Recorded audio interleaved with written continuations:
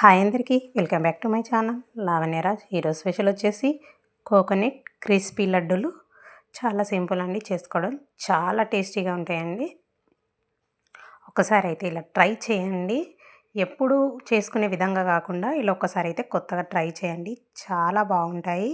బయట క్రిస్పీగా లోపల జ్యూసీగా ఎంతో టేస్టీగా ఉంటాయండి. రండి ఇవి ఎలా చేసుకోవాలో చూసేద్దాం. ఇప్పుడు ఒక పచ్చి కొబ్బరి తీసుకున్నానండి. నేను వెనక తొక్క తీసేసి చిన్న చిన్న పీసెస్గా కట్ చేసుకొని మిక్సీ పట్టుకున్నాను మెత్తగా. ఇలా మిక్సీ పట్టి పక్కకు పెట్టేసుకుందాం. చూడండి, ఇలా చాలా మెత్తగానే పట్టుకోవాలి. ఇప్పుడు స్టవ్ పైన ఒక కడాయి పెట్టేసుకొని ఒక గిన్నె వరకు చిక్కటి మీగడున్న పాలు వేసుకొని 2 స్పూన్ల వరకు షుగర్ వేసుకుందాం. వేసుకొని ఈ షుగరు పాలు మంచిగా కలిసి కొద్దిగా వేడయ్యే వరకు ఇలా కలుపుకుంటూ షుగర్ని కరిగించుకుంటూ వేడి చేసుకుందాం. చూడండి, ఇలా కలుపుతూ ఉంటే తొందరగా అయిపోతుంది. చిక్కగా పాలు చాలా బాగా అయ్యాయి కదండి. ఇప్పుడు ఇలా అయిన తర్వాత ఇప్పుడు పాలు వేడి అయిన తర్వాత ఇప్పుడు ఇందులోకి కొబ్బరి పొడిని మిక్సీ పట్టి పెట్టుకున్నాం కదా, దాన్ని వేసేసుకోవాలి. పాలలోకి వేసేసుకొని మొత్తం ఒకసారి బాగా కలిసేలాగా మంచిగా కలుపుకోవాలి.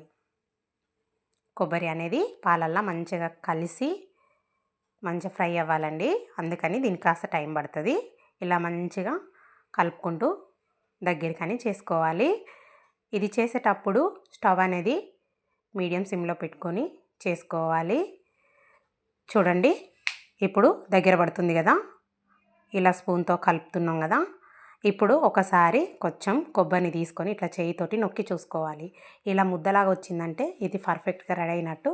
ఇప్పుడు స్టవ్ ఆఫ్ చేసి పక్కకు పెట్టేసుకొని చల్లారిన తర్వాత చూడండి, ఇలా చిన్నగా లడ్డూలాగా ఒత్తుకుందాం.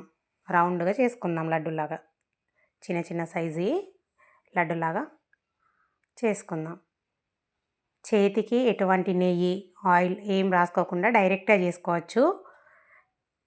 ఇలా కొద్దిగా పిండిని తీసుకుంటూ చేతిలో రౌండ్గా అనుకుంటూ ఇలా బౌల్స్ లాగా చేసి పక్కకు పెట్టేసుకుందాం.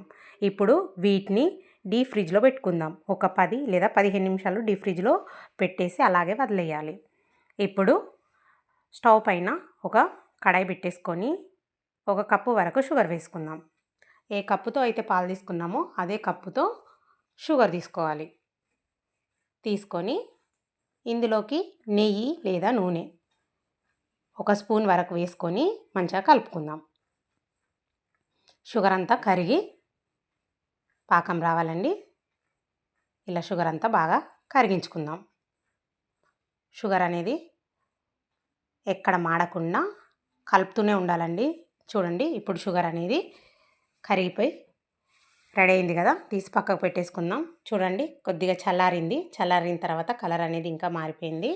ఇప్పుడు ఒక్కొక్కటి మనం రెడీ చేసి పెట్టుకున్న కోకోనట్ లడ్డూలని తీసి ఈ సిరప్లోకి వేసేసుకొని సిరప్ మొత్తం పట్టించాలి.